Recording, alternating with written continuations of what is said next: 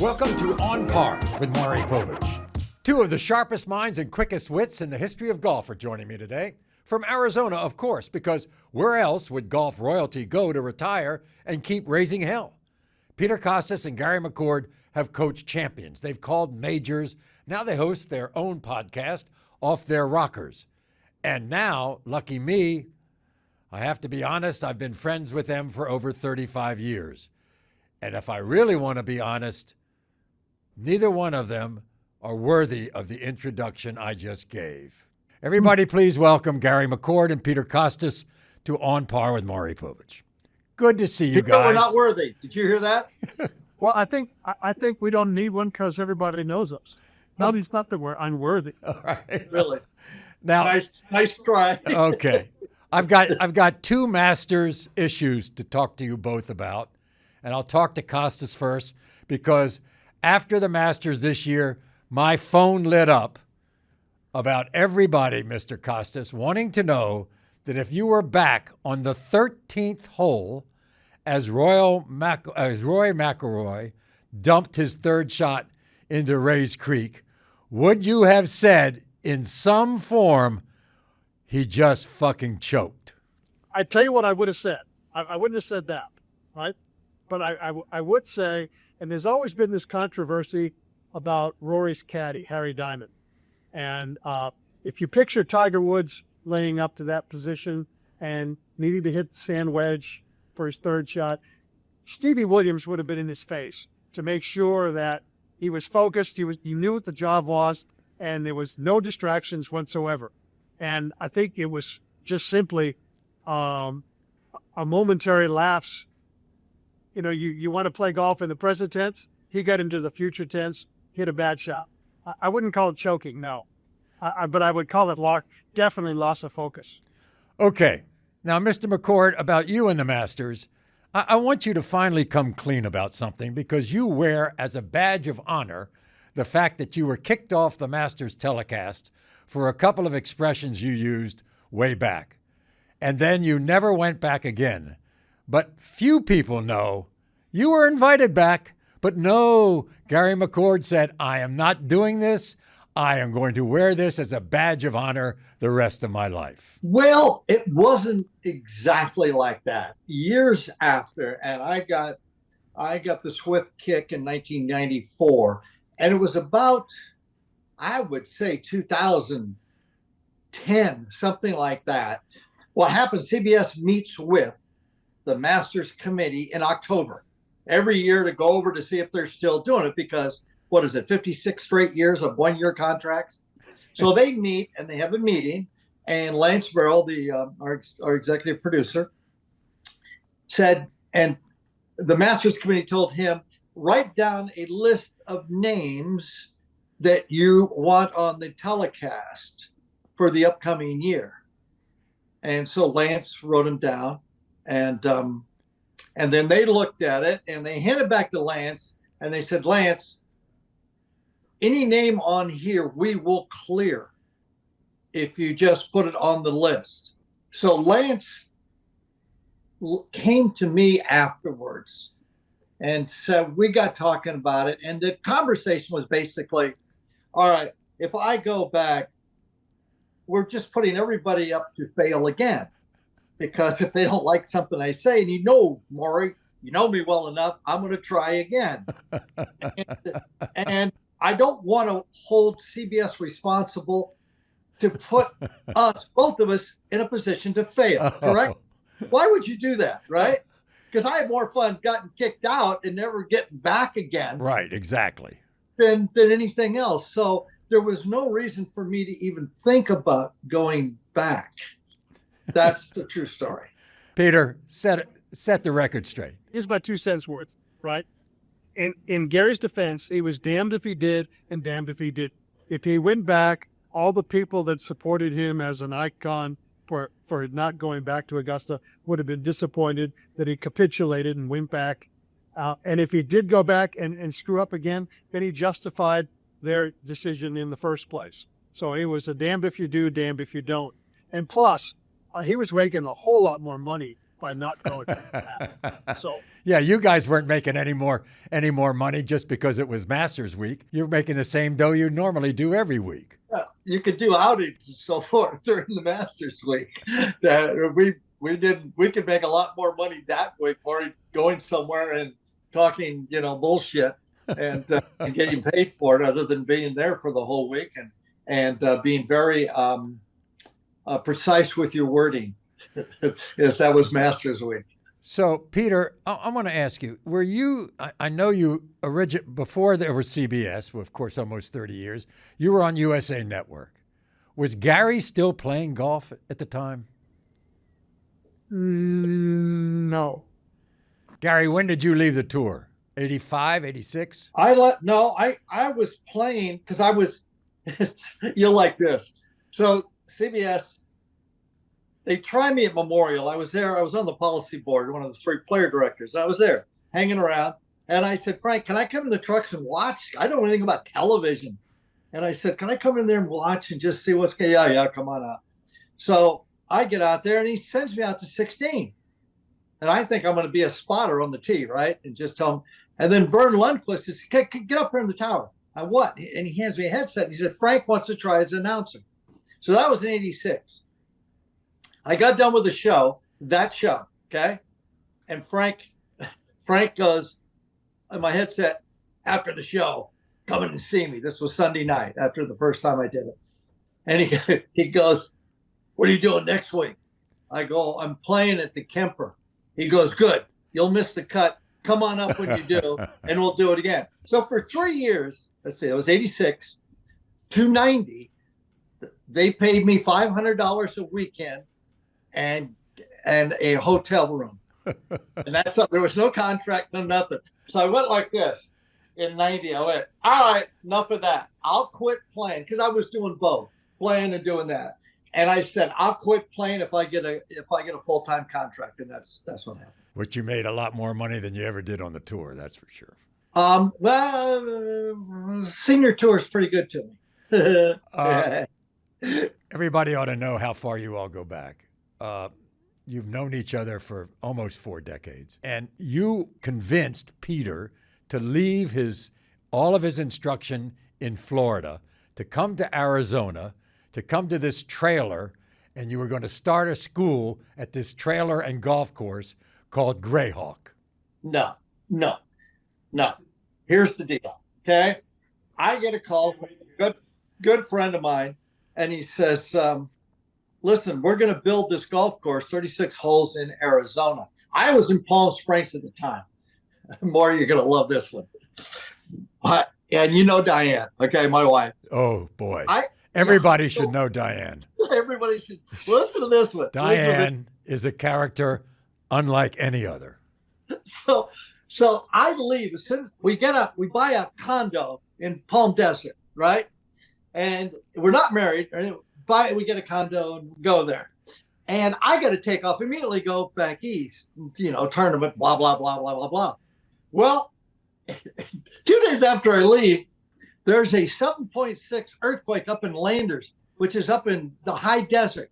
And it shook like hell, Palm Springs. I mean, 7.6 will rattle you, okay? Because it's a liquefaction kind of deal. She had never been in an earthquake. So after 4 days, she finally got back in the shower, and her girlfriends made her because she didn't want to go in anything with glass. And they sent me a picture. They put rubber boots on her because she thought the glass was going to break, and she's got a football helmet on, and she's taking a shower. So when I got back, I was on the road for 2 weeks. She had sold the condo. That's it. We're out. Didn't ask me. She sold the condo. So now we got no house. And at that time, I get a call from a buddy of mine. Come on down. I want to show you something. We go there. We look at the high desert. There's nothing out there. It's going to be Greyhawk. Want you to do a golf school. Okay. Diane, you want to move there? Yeah, let's move there. Home, another desert. We go there. And we get there. I'm going to do a golf school. I don't know about golf school. I'm a golf pro. I don't know anything. And I remember Peter, it kept telling me, Peter hates Florida. If you want to have some fun, get in a car with Peter, and drive around in Florida. Maury, it's worse than you and I've your been there. horn butt. Don't you know? You got on your dash. Oh, God. I know all about that. I was with him. So anyway, I went, Peter, I called him. I said, Peter, listen, you have any inclination to come down here and do a golf school? Because I don't know crap about doing a golf school. And that was the deal. He said, and it gave him the opportunity to get out of there and come to Arizona. So that's how it happened. And because he went to Arizona, I went to Arizona, because everybody has to know this is the classic story of how Kostis and I met. My wife, for my 50th birthday, she does all of her journalistic research, trying to find the first time I'd ever had lessons from a teacher. And she did all this research and came up with the name of Peter Kostis. You want to take it from there, Peter? Yeah, this is, I get a phone call, and on the other end of the phone is, and this is obviously pre-cell phones and whatever, is Connie Chung. And she says, I'm looking for Peter Kostis. I said, this is he. And she goes, and I said, no, I didn't believe it was her, right? So, I tried to hang up because I thought somebody was playing a prank on me and whatever. And she says, look, I would like to give you to her exact words were, I'd like to give you to my husband for his 50th birthday. And it's where I'm thinking, well, I'm not that kind of guy. But for money, you'll do anything. Let's see where this goes. And long story short, she gets me to fly to Newark. She picks me up at the airport, which is a little known fact. She actually went to Newark Airport in the car, picked me up, took me to your place in New Jersey, and apologized because you were going to be late. You were in London taping a piece for a current affair with Sammy Davis Jr. Correct.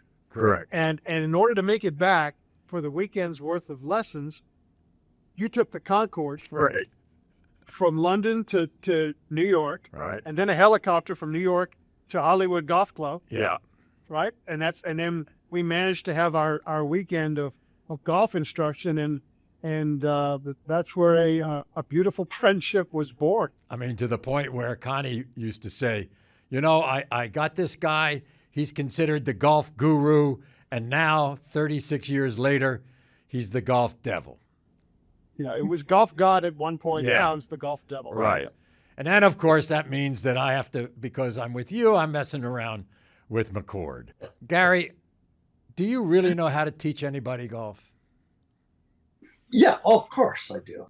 Okay, so in the golf schools, Maury, we have a symbiotic relationship. Yeah, this is a symbiotic relationship. I get some teachers to come out with me from Florida. We start the golf schools. Everything's going great. And then, we would get the students 9 o'clock in the morning. We'd work until 3 o'clock. Gary would show up and just berate the hell out of them. You've been here for 6 hours, and this is what you got to show for. We had to take a restraining order out against McCord in the early days. Disruptor, Maury. Just absolutely brutally verbalize everybody. Which brings me to the greatest story ever between you two, if I may. Is that okay? Okay, fun.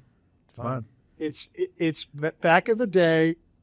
Gary called Maury $100 Maury because as Maury was developing his golf game, they played $100 Nassaus, and Maury, let's just say, didn't win too many of them in the early days. But we're now on the 16th hole at Whisper Up, and you are 2 up in this match. And Gary, when he's down, he goes nuts. Well, here's the thing.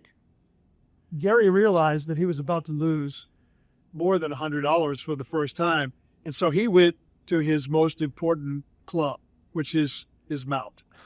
And he started, and I will let you finish the story, Gary, if you'd like, but all I know is he was trying to get under your skin.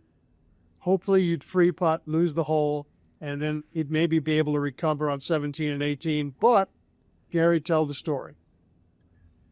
Well, it's you've got to find somebody's weakness, and then you start picking at it until he can't handle it anymore and he starts to bleed. And well, Maury's weakness was always his show and what you would do for money. And and I just get on him and say, how in the world can you sit there in your studio all day and shoot 8 shows? I wouldn't without a doubt. I wouldn't take $10 million to do that. And I said, and Maury said, I don't either. I do I it said, for neither 50 would I. Neither would I, baby. And then I actually shut up at that point. I went, what? You make that much money doing that crap? Oh my God. Anyway, that was, and Maury. I'll defend the crap. It's fast when he gets, if you don't know anything about Maury, he likes to go real quick. And all you do is, at the end, if he's got you, you just get in his way. You get in his, and you make him slow down. And then you talk to him about his last shot and his tendency to hit pull hooks. And once you can do that enough, he'll get really pissed. Oh, and when he pissed, he gets faster. And then he just gets right in the web of consciousness and he can't function. Okay, that's enough. Simple. It's too easy. Okay, that's enough. Okay. Why? I mean, to me, you guys are the odd couple. I mean, you live lives so differently. And I don't quite understand how you still get along. I mean, you're now doing a podcast called Off Your Rockers with Kostis and McCord. It's very popular.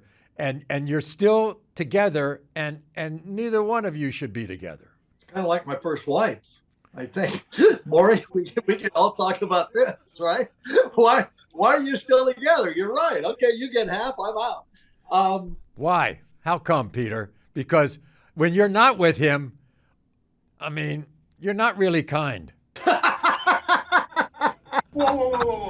Where's the fork in the road come? Well, I'll tell you this. Funny. You told me that ever since the CBS thing went down, Gary is just, he's still pissed. I'm pissed. Gary has replaced talking to millions of people over the airways with CBS Golf. He's replaced that with holding court at one of the 12 top tables at the grill room at Whisper Rock, and still tells his stories and still has fun, right? I mean, Gary and I, on the surface we are pretty much different, but deep down inside we're not. We both love golf. Gary's the entertainer. I'm the logical one, and as a consequence, we blend together. And I will say this. Our original producer at CBS, the godfather of golf on TV, Frank Shakinian, put us together for a reason. He put an ensemble of different voices together for the original CBS team, and I think the reason why it worked was because we were all different. Yeah, but we all shared the same passion. We loved golf, right? So Gary lets me do the teaching. I let him do the jokes. We get together. It's fun. It's a lot of fun. When you guys were ditched unceremoniously from the golf broadcast on CBS, look, I've been around being fired too, and I understand that. But you never get fired, goodbye, I'll see you.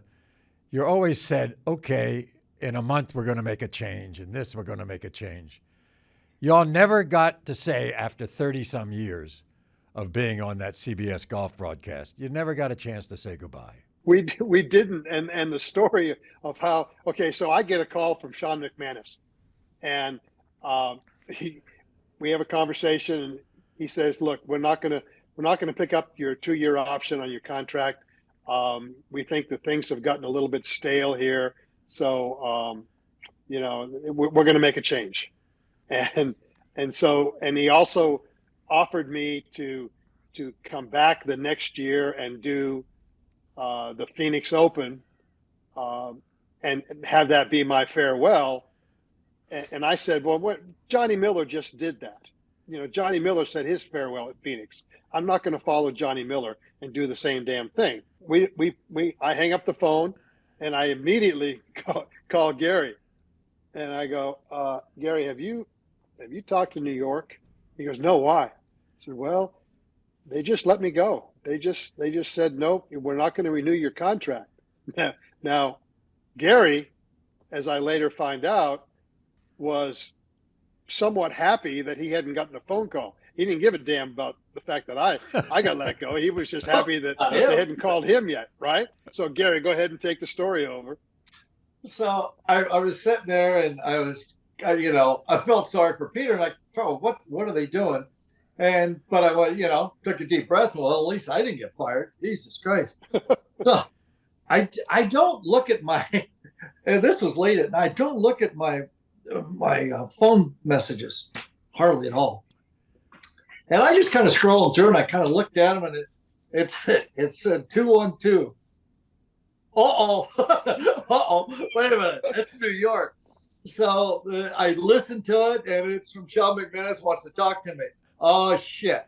So anyway, we get on the phone, and he tells me the same thing. He says it's getting stale. And Maury, you know me, and I got a bunch of buddies that just on my ass about everything. But there's one thing they don't ever call me is stale. Right. That's the last word to be used to describe you. Yeah, and so that it was an out. Peter and I have talked about it. I think we were in negotiations, PGA Tour, with the networks. Networks want to get younger because they've got DraftKings and FanDuel in. They don't want some old guys up there. I'm pretty sure, and Peter and I have talked about this. That mandate, I think, probably came from PGA Tour or was whispered to network to let's try to get younger here with your guys and get rid of, because CBS I'm pretty sure had never not taken a contract that was in limbo, and they've just let the contracts go, as far as I know. And I had somebody at CBS tell me that. Yeah. For sure. You and I were the first two people who never got their options picked up. Yeah. So we The had that claim to fame. I'll give you two things that no one's heard of yet. Okay. So here's the thing that really pissed me off. It did Peter too. At San Diego's, the tournament started off the year for CBS the next year. Now, as you know, we have, since we've been there over 30 years, we have a lot of dear friends there and some boys that are high up in the deal. And one of them called me and said, "You're not going to believe this." He said that CBS told him not to mention our names, that they're not here anymore. Wow. And I went, Jesus, are you kidding? If a cameraman retires, they give him 5 minutes on the air, right? We were there for 35 years and do not mention their names. Now, the next thing was our buddy who owns the golf course we talked about, Greyhawk, so forth, felt, and Maury, obviously you know who this is. He got pissed, and he said these guys deserve to have at least a sending off party. So he called Sean up, McManus, in New York, and said, "You can have this party. We're going to invite everybody over. I think it was half. I'm not sure. I don't know who's paying for the party, but Greyhawk was going to do the whole thing. We got a big rec thing there, and they're going to have everybody come over and say goodbye." And the network refused that too, and it wasn't going to cost them anything. And I went, "Peter, how pissed off were they? Good God Almighty! What did you two do to them?" I don't know. I really don't know. I don't. So it was, the whole thing was handled from their end as worse as I've ever seen a firing. It was bad. It was just wipe your name off all the contract, wipe it off everything. They didn't exist. See you later, and we'll never hear from you again. So it was stupidity on their part. So I want to tell everybody how dear these two guys are to me, especially in my golf. So Peter, as you heard, it started me working on my game, and we worked for a long time. And maybe when I'm between 55 and 60, he's saying, you ought to think about being in some national competitions. And I went, did some club championships and things like that, and it was okay. And then And then he got me started to playing with Gary. And it was very, as you've heard, very competitive with Gary.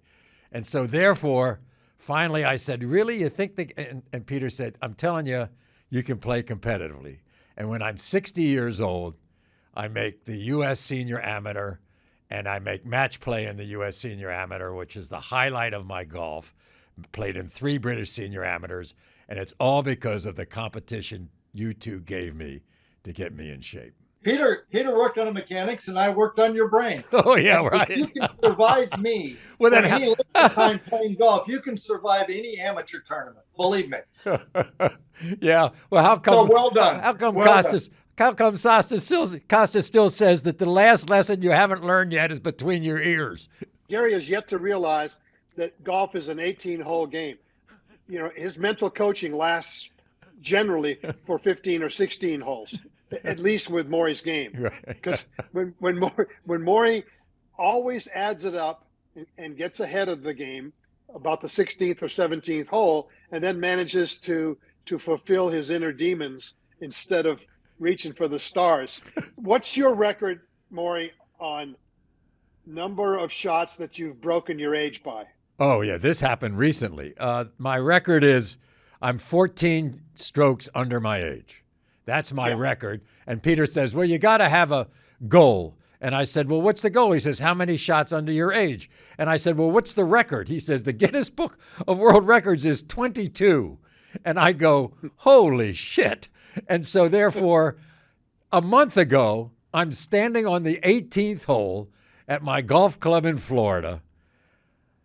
I'm 16 shots under my age. And what do you think happens on the 18th hole? Double. Gary McCord kicks in. Double bogey. God. Double bogey. It's maniacal.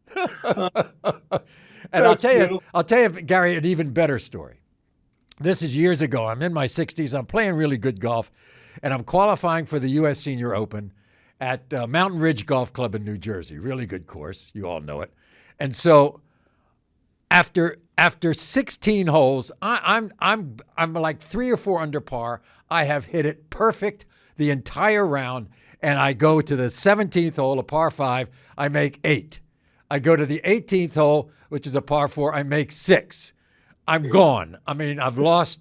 I'm not in the turn. I'm not going to be in the U.S. Senior Open. I call Kostis, and I explain this to him, and he says to me, if you'd have made par on 17, you would have made 9 on 18. Go out there, go to the ladies' tees, learn to shoot some good scores, and then you'll be comfortable. How's that? Classic Peter Kostis. That sounds like something I'd say. Oh, boy. It's an awful game. We got to get to this before I leave you, and that's the current state of golf. Here's the thing. Golf is in trouble, and yet more people are playing golf because of COVID probably than ever before. What's the deal? What's gone wrong? Golf is not in trouble. Professional golf is in trouble, and professional golf on television in particular is in trouble. I think people have given up watching golf on TV for a multitude of reasons, and they'd rather go play golf themselves, get outside, be with their friends, compete, and then maybe they tape the show and watch it a little bit later at night or whatever, and fast forward through the 256 commercials that are on the telecast. But definitely professional golf is in a bad way right now. I hope it gets rectified. I don't know how. And as far as golf on television, when Sean McManus told us that we were stale and they needed to make a change, we had to be really stale if they changed to what they're doing now, because it's not fun. The telecast is not entertaining. You've got 3 announcers talking over every shot, telling you what your eyes can already see. There's no humor. There's no entertainment. There's no information, no knowledge, no swing tips. It's just real. For me, it's rehashing statistics, and it's just boring as hell. Gary, you said that the future of golf was in gambling. The future for revenue streams for professional golf and the PGA Tour is in gambling. Yeah, because I mean, all of my buddies that are young, they go play golf and they've got their fantasy teams in golf, and they're always asking you questions. They really don't care about the golf. They want to know how their fantasy teams are doing and stacking up. And I think a lot of these younger people have found reruns of your show on YouTube, and they've got around the TV and they're just enamored. Don't dump on my show. My show is doing great in repeats. Are you kidding? Stop it. Stop it. Stop that kind of crap. Hey, Maury, I will tell you, in my opinion, I saw the future of golf telecasts a few weeks ago at the Masters. And that is if you logged on to their app.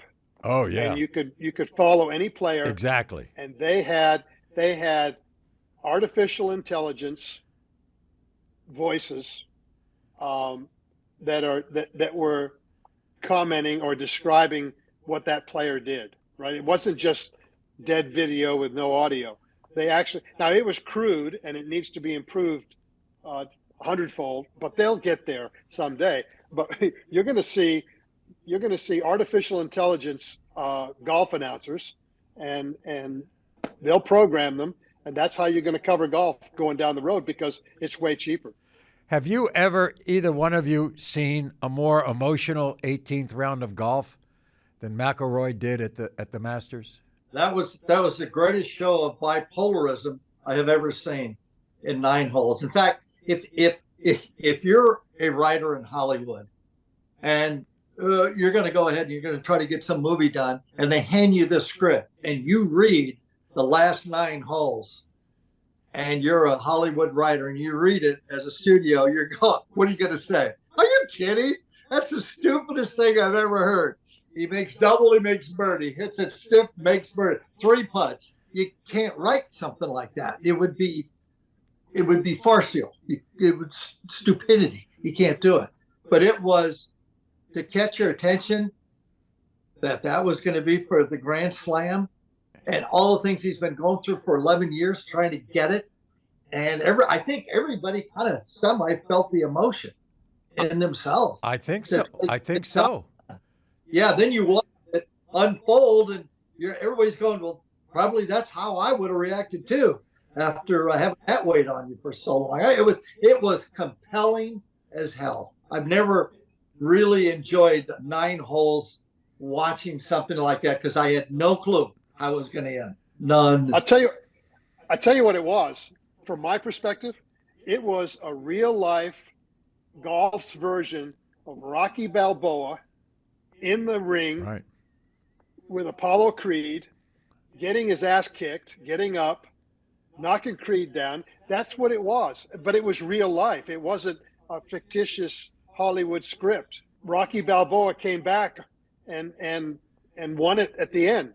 I mean, he almost lost it, got knocked down in the 12th when he played the 72nd hole and made bogey and went to the playoff. But he comes back with a knockout with 10 seconds to go in the fight. I mean, it was epic and it was real life. But for me, it was Rocky Balboa. And what's lost is a great round by Justin Rose. Just lost in all of this. It was a sub story. It wasn't even close to he was a participant in Rory's final act. Well, it won't be his final act. He could win a bunch more. We don't know how he's going to react to finally getting that large amount of weight off his shoulders. But and Justin's been there before doing that. But he wasn't. He was in the show, but he was a subservient character in that whole final act. It was unbelievable. I don't think it's hyperbole to say there were moments in that back 9 where I thought this could potentially be the end of Rory McIlroy's career. If he blew this one, he could go off and just turn to dust. And then conversely, pulling it off, he could win all 4 majors this year. I mean, with that weight lifted off his shoulders. I mean, it was an all or nothing epic battle with himself. Well, and 9 months ago, it was. You thought that he wasn't going to win another major because of what happened at the U.S. Open. And he's Peter. He's been doing all the right things to get his game to where he can perform at its highest level, because he's 35 and 11 years banging around and doing all the things he's been doing to get it right, and he got it right. And then the last thing is, Maury knows well, the brain doesn't function sometimes. There is a neural dysfunction as you get to where your goal is. Right. And no one knows how to handle it. Nobody. The only way to know is to experience it. And Rory got in there and got all of his weapons, but the last one is the hardest one, and that's that 6 inches right between your ears. How are you going to deal with this? Because not only the next hole, the next shot, it is, what am I going to do now? What's the press going to do? There's so many things going through your brain at that time. It's a total meltdown neurally in your brain. And we watched it. Yeah. We all watched it, and we all had empathy for him. So because everybody wanted 99 whatever percent wanted him to get it done. Sure. That's and again, that's why I say Justin was there, but he was just kind of, the guy in the background pushing him a little bit to see what that neural dysfunction. By the way, I was as nervous as I've ever been watching him try to make that last putt. Oh, are you kidding? I thought he was going to miss it. I thought he was going to miss it. I really did. I thought, oh my God, what if he misses this? And it was twitchy. It was a little twitchy, but again, I've only had that happen once in Charles Schwab. I won that, and I looked. Excuse me, it was Newport Beach to win on the playoff hole over John Jacobs. I put my putter down behind the ball on 3 feet, and the putter was moving all over, and I wasn't moving, and it looked like I had a live snake. And I did not know what to do. And it took you 40 years to win a tournament. 40 years. I missed it. I missed the putt. But the putter, I put it down behind the ball, and it started jumping all over the place. What? I've never experienced. What do you do? You hit it, missed it. But you never, right, Maury? You never know until you get there. No. And then shit happens. You have no clue what's going on. Why do you think about this game? Believe it or not, you all know I'm 86 years old. I still believe I can get better.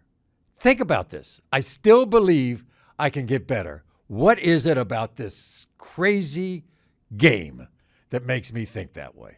It's a game that I think Bob Toski was the first one that made this quote. It's a game that defies you to master it, and in the process you become a slave to it. And that was his line, and it was epic. I mean, it sums up the game of golf.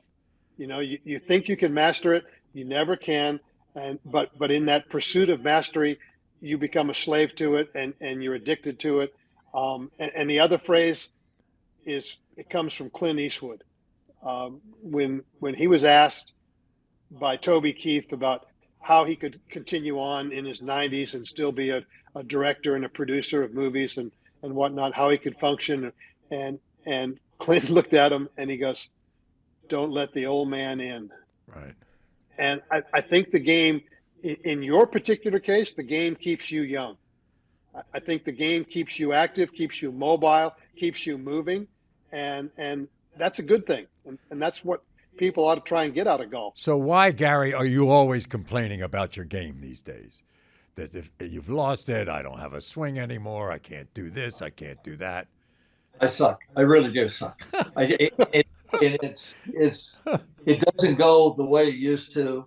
Like yesterday, we played in a game. It's a hump day. You put some money, you win some money. The back nine, I sat in the cart with Bob Tway. I didn't hit a shot. I'd had enough. You didn't have a shot? You didn't? No, I quit. You quit? Sat in the cart, watched the other guys play. for 9 holes. And then started to bother them, and I had so much fun. About 16, I started getting everybody's ass, right? And jumping on them and doing stuff that I do to you. And I had so much fun. I went, well, we got to reevaluate this. Maybe if I just go out to the golf course and just walk up and down the driving range and just get on everybody's ass. Maybe that's my game now. So, all right, I think this is a good time to leave it. I want to thank you both. It's been joyful at times. Maury, it's good to see you working again. Oh, that's what my Thank wife God. says. Thank you. Kostis and McCord. Couldn't be anything better. If you've had as much fun as I did, make sure you subscribe to On Par with Maury Povich on YouTube and tap that little bell so you don't miss a thing. And if you like to listen on the go, we're on Apple, Spotify, everywhere you get your podcast. Hit that follow button. I'll be back with more before you know it.